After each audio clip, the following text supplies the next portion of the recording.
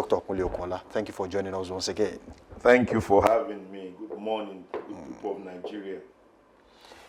In modern day counter-terrorism, especially in asymmetric warfare, how common are civilian casualties? All right, thank you very much.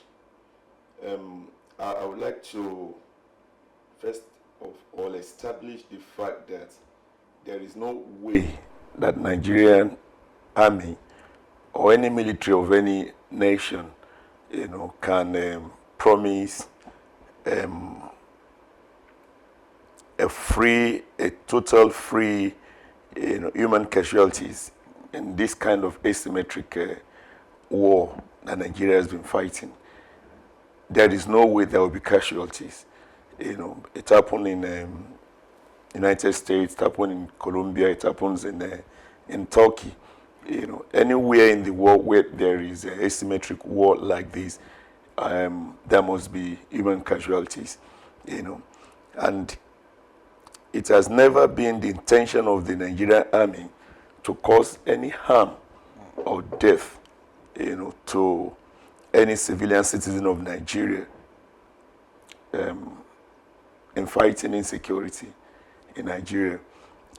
But unfortunately, it has happened over and over again, and that's where we have to critically look at the cause so as to find, a cure to it. And here is the thing: the core argument that airstrike intended for terrorist targets have repeatedly resulted in civilian deaths, and this erodes public trust in the military. Critics says the military rules of engagement and intelligence gathering is faulty. And Nigerian army, vis-a-vis the Nigerian Air Force Defense, have maintained that airstrike is based on intelligence gathered, on terrorist location and logistics. And they've also said that terrorists often embed themselves within civilian population, which complicate operation. You will understand that the Boko Haram, the ISWAP, and these bandits that we are fighting, they are not static. They are always mobile, moving from place to place within a short time. So the intelligence gathered must be quickly processed and must be found to be accurate, because any space of time between the time the intelligence is gathered, processed, and action is taken, anything could have happened. They could have moved away from that location. And that is why some of us felt that a process of gathering information, processing, and reacting on the information gathered is archaic. Archaic in the sense that, when you gather information, you can't act on that information, immediately. You have to process it to make sure it's authentic. At least it will take a day or two, okay? And for an attack to be launched also, it takes strategized coordination, and that takes some time also. And we are fighting, enemies that are not static, that are moving. So a day or two, things will have changed. And also don't forget that, nowadays, these bandits, find themselves living even with the locals, because from past experiences, locals seems to have more trust in the bandits than even the Nigerian army, because when there is a mistake, airstrike mistake, the way the military handle the locals is not good enough. There is no support, for the victims. There is, so the locals find solace, in the bandits. In the bandits, accommodating them and even giving them information, So that's why some of us felt that that process is archaic. It's obsolete. It has to have been changed. early this month, or towards the end of last month, the International Terrorism Index, rankings of nations came, and Nigeria found herself on number 4 on the list. Pakistan from sixth to 4. Pakistan number 1, then Burkina Faso, then Niger Republic, and Nigeria. And immediately, within 2 weeks, Burkina Faso, stood up and plunged into action. And today, throughout Burkina Faso, from Ouagadougou to major cities, there are 43 intelligence gathering centers, and what they do is that from that air-conditioned, room, all right, where cameras and TVs and things are placed, the military aides could view all the actions taking place in the vast forest and the desert. And what they do is that they send drones, to parade the vicinity, giving them, accurate pictures and videos of the location and what is happening now. And when they have to take action, they don't send human military, they send drones that are loaded with missiles and bombs to that location. So immediately the information is gathered, action is taken through drones. All right, number 1, no time is lost. Number 2, no human life. Look at the rate at which we're losing, our gallant officers at the front line is enormous. So men will now do cleanup duties. They will now do cleanup duties.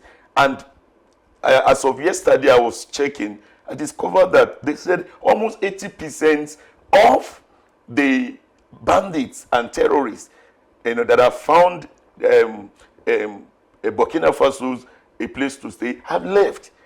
And where would they go? They come to us here because we don't have such program. If Burkina Faso could do it, we can do it. I know some of us will argue that you can't compare the landmass of Burkina Faso. So do we have the resources to Nigeria? And also, yes, our resources can't be compared to that of Burkina Faso. You understand? And so what I said is that let's start from a place. Let's start from Zambeza forest. Let's start from all the government reserved areas, forests that we know that these bandits resides in. Let's send drones. Let's have credible intel. Let's have centers wherein we can get accurate and timely intelligence that we can act upon. Now, let me ask you. This brings us to this question. Yeah.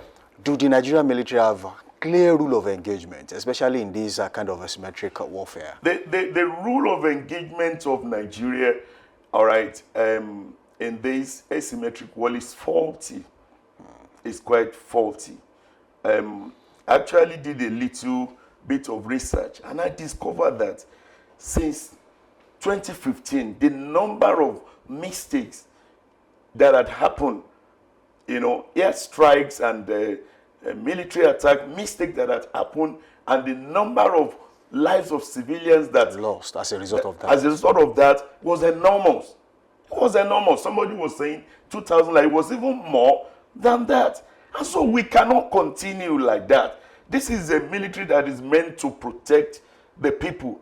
Now it's a killing machine, on the people.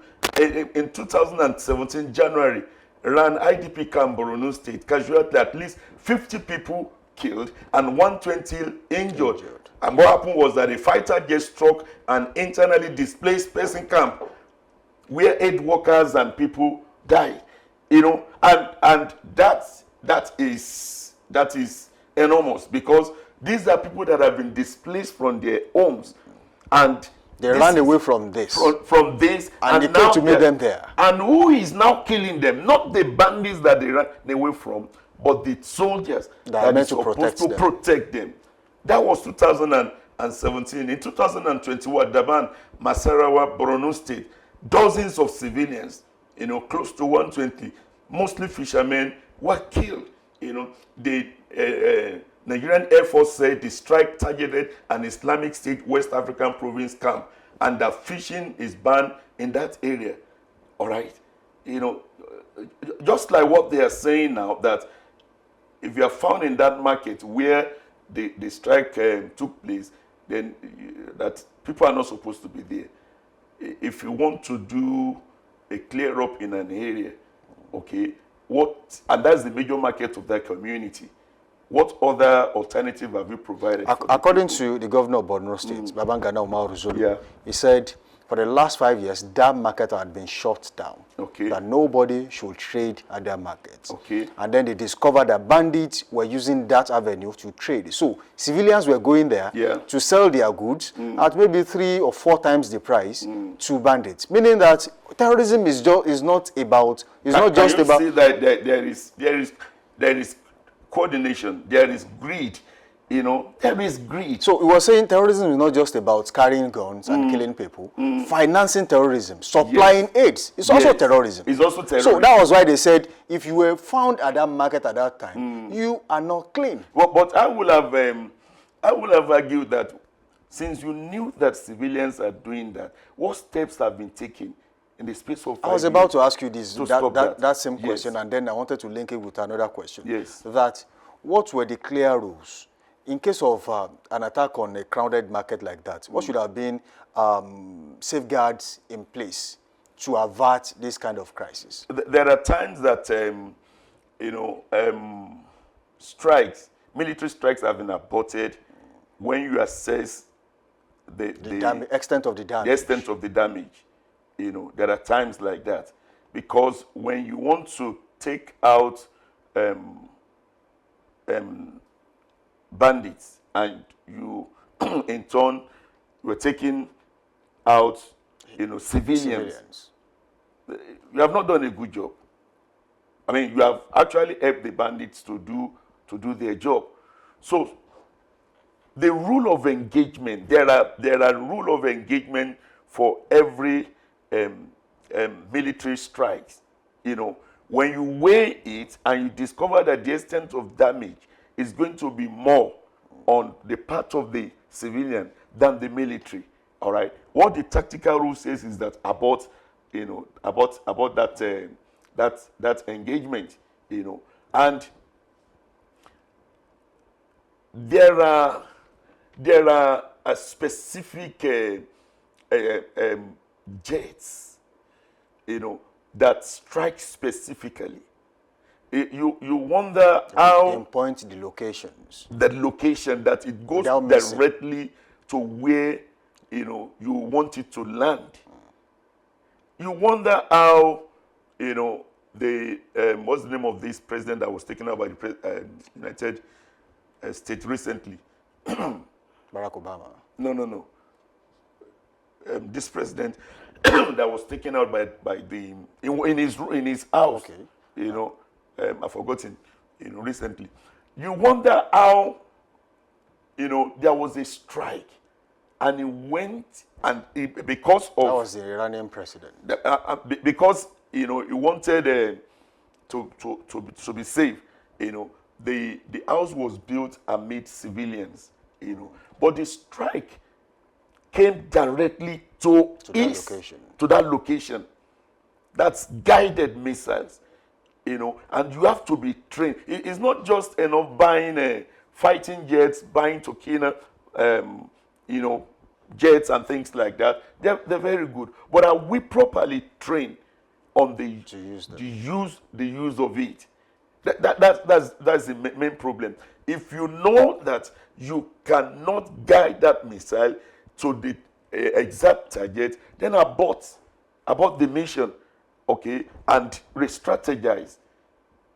If the bandits are with the people, they are not always going to be with the people, and that is why on ground response, is also very important. But who will give the on ground intelligence is the people. But the people have lost trust in the government. So that is the problem that we're having, So, to answer your questions, there are 2 ways to do that. We can be 20A, all right, and if the target is one person, all right, there is a way that you can take away that person alone. If the missile or the bomb is guided properly, and the casualties on the civilians will be minimal. But if you know you cannot do that, all right, for the sake of the people that are there, about the nation. So this brings us to the case of accountability. Yeah. Now, if, for example, just like it happened in Borno, Yobe, and then there was, according to some reports, that some civilians lost their lives as a result of that airstrike on bandits in that region. Yeah. So do you think the Nigerian military has been honest enough when it comes to giving out information about airstrikes, and of course when it comes to warfare in the country? I don't think that the Nigerian military have been truly been accountable enough. The Nigerian military has generally attributed these, errors to intelligence, errors, poor visibility, or terrorists operating among civilians, and investigations and boards of inquiry have been announced after several incidents, all right, but nobody hears anything again after that.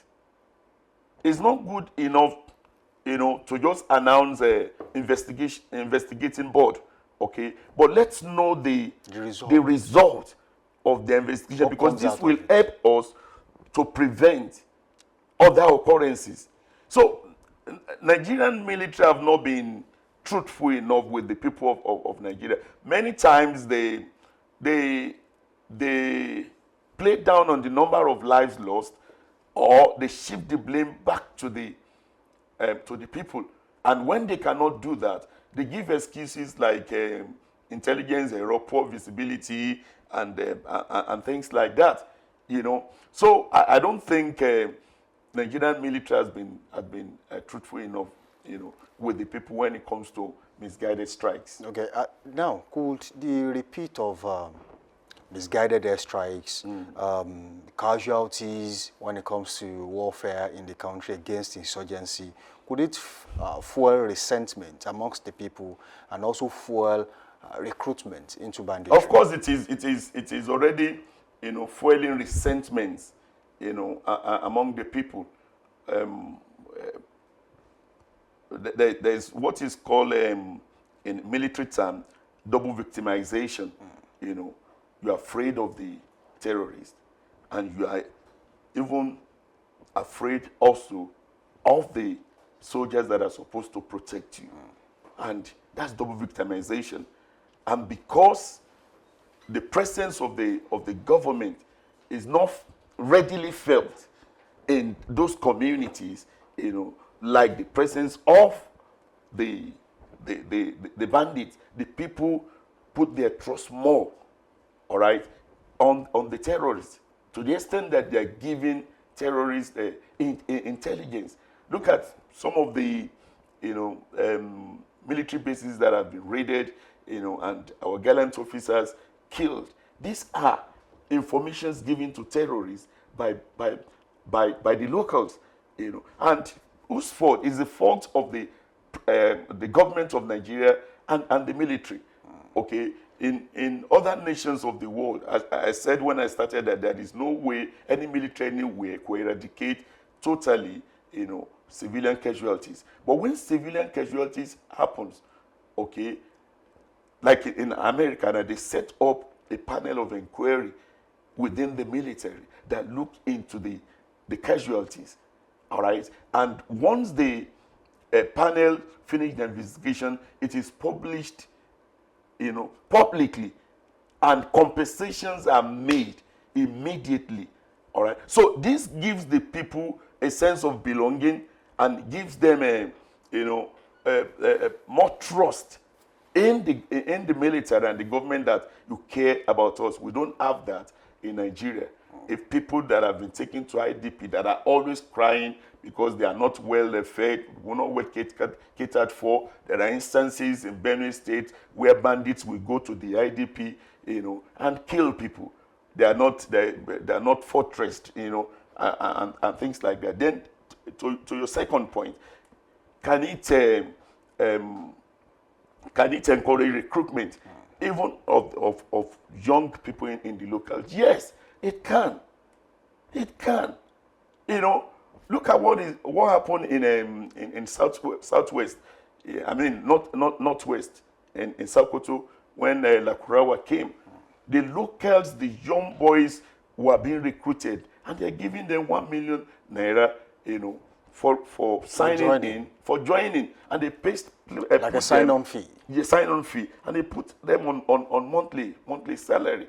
Okay, like a proper employment. Proper employment, and those guys could not resist it, because there are graduates that have never in their life, you know, counted, I mean, 1 million naira, their own money, and this is a sign-on fee, and there are other entitlements, monthly entitlements. This is what the government should be doing, and when the government is not doing it, you are encouraging people, you know, to join bandits, and on a daily basis, the number of bandits keeps increasing. The infantry, the boldness that they have these days, it's on another level. You know, those days, 2015, 2016, when there was whenever there was, you know, a strike by the bandits, you know, we have to be asking for this. Who did this? Is it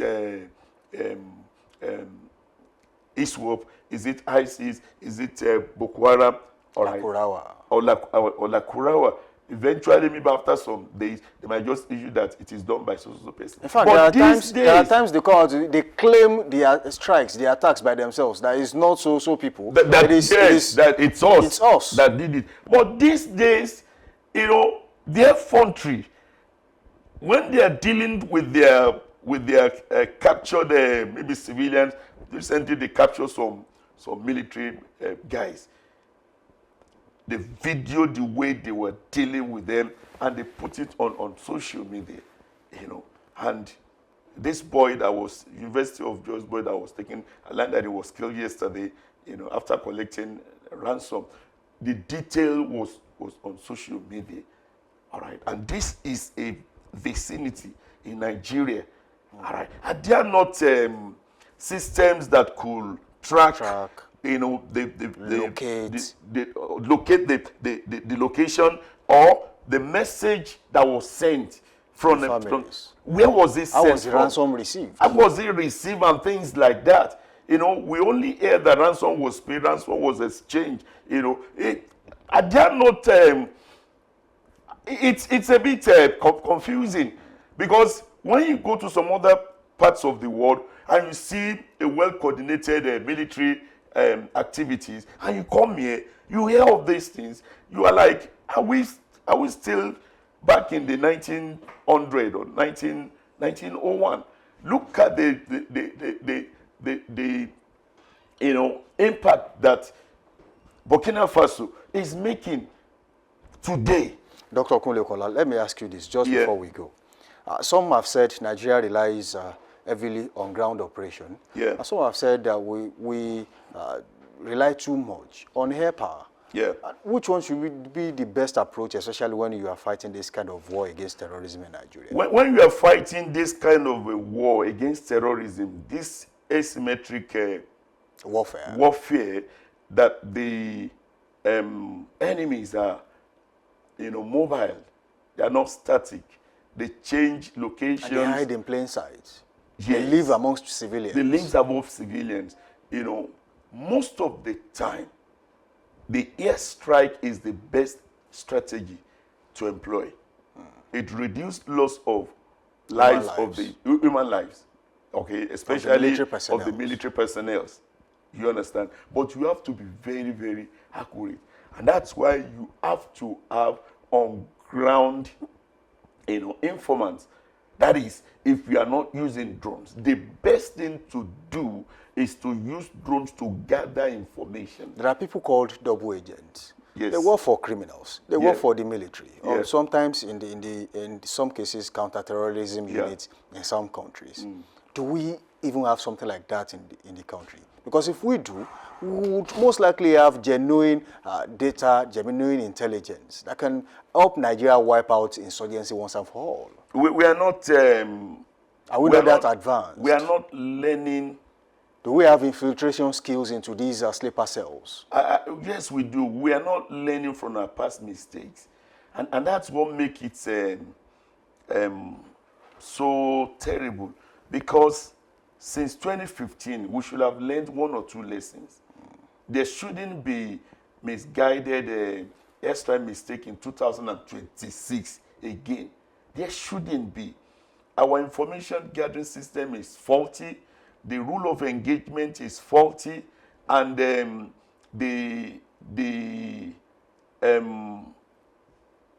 effect, that the impact that the damage has on the people, all right, it's enormous, because the government vis-a-vis the military is not doing enough. It's not doing enough, So we have resources. We are not using the resources wisely. Okay, we know how much the president, Tinubu invested in this in the last budget, in fighting insecurity. We know how much the former president Buhari invested in buying, weapons and ammunitions, but we are not using it very well.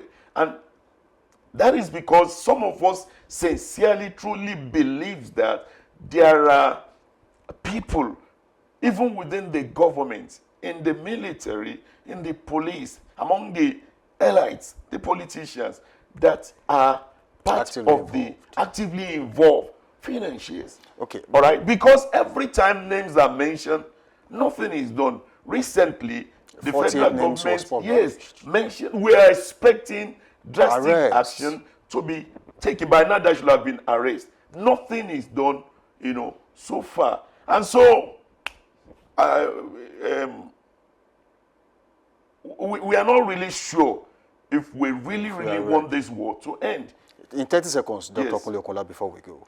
After the Civil War, between 1970s and 1980s, the police lost primary control of intelligence gathering in Nigeria. So there was creation of the State Security Service, SSS, DSS. They also had the National Intelligence Agency, NIA, Defense Intelligence Agency, DIA. We had all this, and yet we still go about with misinformation, wrong intelligence, killings of Nigerians by mistake in the name of fighting terrorism and insurgency. In 30 seconds, are we doing the right thing by creating multiple agencies on intelligence alone, and we are still not functioning that well?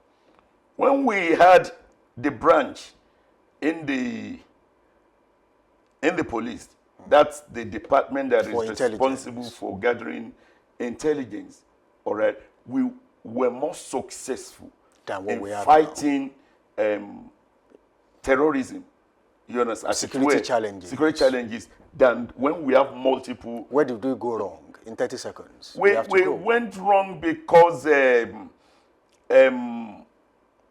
we did not put the right peg in the right hole. The military is not fundamentally